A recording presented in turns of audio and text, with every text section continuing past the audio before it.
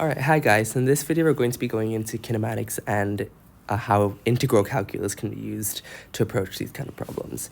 So differential calculus is of course important in kinematics, but integration can can grant us some more scope into it. For example, for finding the total distance traveled by a particle, that can be done using integration.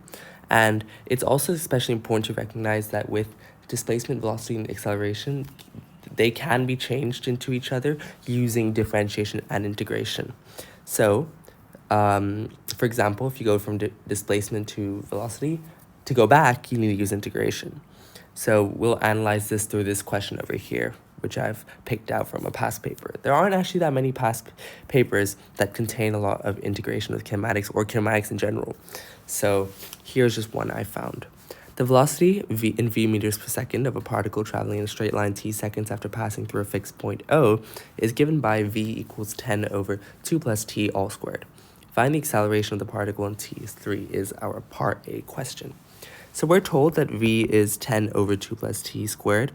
When we know we have acceleration though, we want to find the derivative of velocity with respect to time. So let's write v in terms of powers and not as a fraction, so it's easier to differentiate. So we have 10 times 2 plus t to the power of negative 2.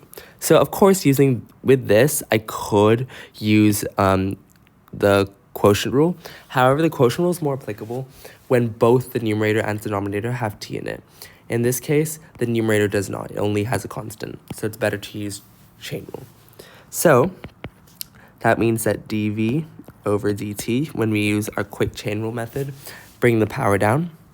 So that's 10 times minus 2, and then multiply by the derivative of the inside. The derivative of the inside in this case is just 1. And multiply by the original function with a power that is 1 lower, so minus 3. So that gives us negative 20 times 2 plus t to the power of negative 3. So that's the derivative, and we can write it as a fraction, so we can write negative 20 over 2 plus t to the power of negative 3. To the power of 3, if we want to.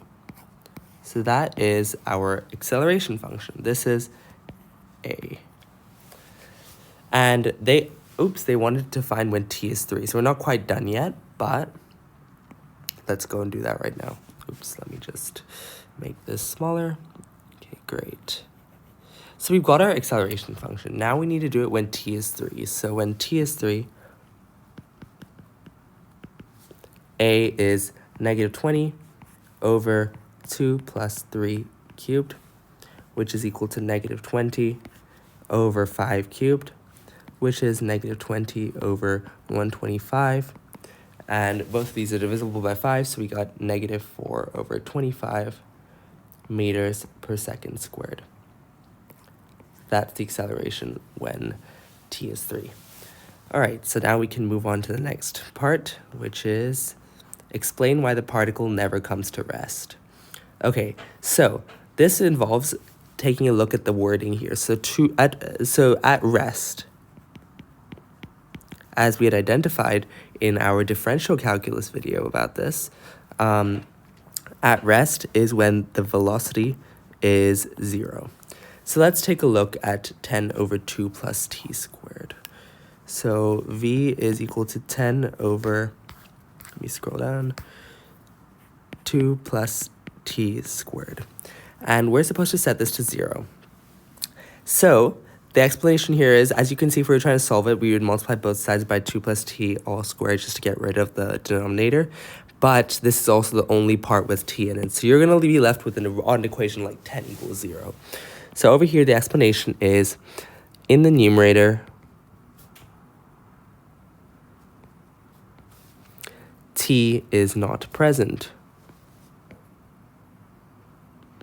Hence, the value of 10 over 2 plus t squared can never be 0.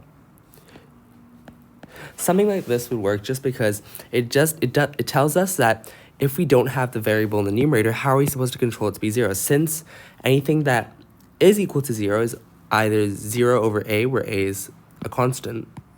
That's the only scenario where 0, where something can be 0. What cannot be 0 is a over 0, where you have a constant over 0. That could be possible in our case, but that would not equal 0. Then that would be undefined, or 0 over 0 either. 0 over 0 is indeterminate, which would not be true either. So, given that we can only have an undefined case, 10 over 2 plus t squared can never actually be 0. All right, find an expression for the displacement of the particle from origin after time t seconds. Okay, so this is where we need integration. So displacement is equal to the integral of v with respect to t. So what that means is we need to integrate our function v. So we know that v is equal to 10 times 2 plus t to the power of negative 2. So the integral of v with respect to t is equal to the integral of 10 times 2 plus 2 t to the power of negative 2 dt. So what I'm going to do over here is I'm actually going to first drag out the 10 to one side. So I'm going to make this equal to 10, because you can drag constants out, times the integral of 2 plus t to the power of negative 2 dt. And then from here, what we can do is we can use reverse chain rule. So as I did in the beginning, the chain rule when I was differentiating this,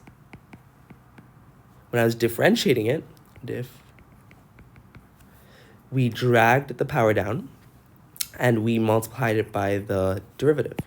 Now, in this case, we can see that multiplying it by the derivative didn't do anything. So we just multiplied by 1 because the derivative of 2 plus t was 1. However, that means when we're doing the reverse, we just have to divide by 1, which is literally just leaving it the same. So this part, the integrating this does not matter. Dividing it by the derivative of this does not matter. You might be tempted to multiply by the integral of this. That is not how you reverse chain rule them. So you have negative 2 over here. So instead of you can't divide it by negative 2 because that would actually not be doing it reverse. But remember that what we have to do is we have to make sure we increase the power by 1 first and then divide it by that power. That's how you do integration with power rule typically. So negative 2 increased by 1 is negative 1. Then you divide 10 by negative 1 and you get your integral. So we have negative 10 times 2 plus t to the power of negative 1 as our integral, plus c. So the important thing to recognize here is that this should be able to be this should differentiate back into this. So if we do that, if we drag the negative 1 down, then multiply by the integral of this and decrease this by 1, we should get this result again. So saying find an expression for the displacement of the particle from O after time t seconds. So what this means is that an expression for the displacement of the particle from O. Okay, so what we need to do is find the value of c here. So it's told us it's moving in a straight line after t seconds after passing through a fixed point O is given by... Okay, so it's passing through the origin, which means that we have to make sure that when at time t equals 0 seconds, this is equal to 0. So we have a plus c value over here. So we can say that s is equal to negative 10 over 2 plus t, if we're writing as a fraction, plus c. So now substituting s equals 0, substituting 0, 0 in, 0, 0 in, we get 0 is equal to negative 10 over 2 plus t, which is 2, because t is 0, plus c. Okay, let me just make some space by dragging it over here. So we get 0 is equal to negative 5 plus c, so c is positive 5. So that means that s is equal to negative 10 over 2 plus t plus 5. So that's our displacement function. And now we have part 4. Find the distance traveled by the particle between t equals 3 and t equals 8. All right, so there are two ways you can do this. So you can so the first thing you have to do is find the points at which the particles at rest, because that means it's changing direction. And if it changes direction, that means that while the displacement can still be calculated very easily, the distance changes. You have to split it up, the integral. The way we're going to do it is we're going to integrate the velocity function and put in our bounds. So our bounds are going to be between 3 and 8. But as we saw in the previous part, we just integrated it. So all we have to do is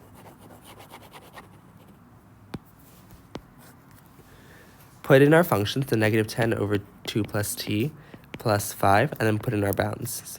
Just apply the bounds. That's the way we can do it. So I'm going to explain a bit why you need to find when the particle is at rest. So in our case, it is never at rest, so we don't need to do that. But let's say this was our velocity function. So as you can see at the x-axis, so this is the x-axis, this is the y-axis, the velocity becomes negative, which means it's changing direction. So if you think about the number line with displacement, this is the origin. If the particle is moving this way, suddenly it can change direction, move this way. So our displacement will be, well, let's say this is negative 5 units, and let's say this is positive 5 units. Our displacement will be 5 units behind the origin, our final displacement. However, the distance traveled, let's say this was, I don't know, negative 3. The distance traveled will be negative 3 to the origin plus another 5 to get all the way here, so that's plus 8. And then turns back to negative 5, which is another 10 units. So that's 18 units traveled total, which is very different from the displacement. So what we need to do is make sure that we account for all of that traveling in between.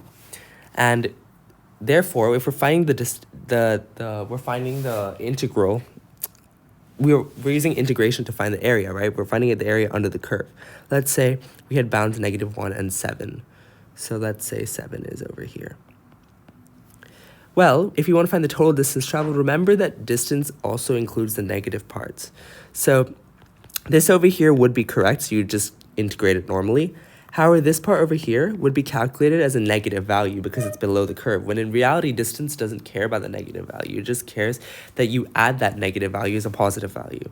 So you would have to subtract this part, this integral, to ensure the negative signs cancel out, and this part is actually added to the distance.